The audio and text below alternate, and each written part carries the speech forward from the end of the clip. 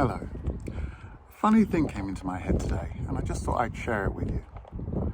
Imagine if I lived in a country where I could create rules for my partner, and she would have to comply with them. And we know there are countries like that.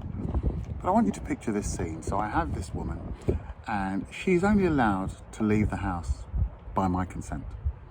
She's not allowed to go anywhere that I don't want her to go, or with anyone I don't want her to go with. And the rest of the time, she has to stay at home until I decide that she can go out. The only time she's going to get to go out is if I go out with her. She can go out in my company, but she can only go out in my company.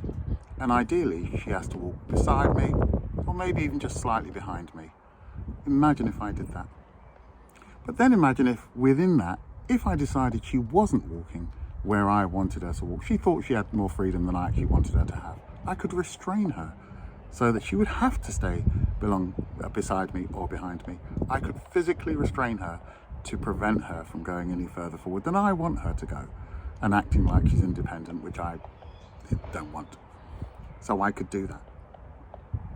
Then imagine when we get home, I decide what she's allowed to eat. I decide what shape I want her to be, and I decide what she can eat. And she can only eat what I want her to eat and when I want her to eat it. Some of you are probably already starting to get a bit annoyed with this scenario, but imagine that I could decide. And even if we went out, it would still be down to me to decide what she could have, how much of it, and when. She doesn't get a decision on that. All of those things are down to me. Then we get onto the subject of children, and I decide I don't want to have a child, and I don't want her to have a child. So she doesn't get a say. I'm going to have her sterilised and make sure that she never has children because I don't want them.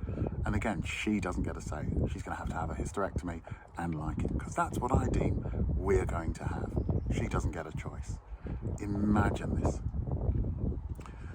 The funny thing is, I could do all of those things to my dog, and I still get to call myself positive only and force free.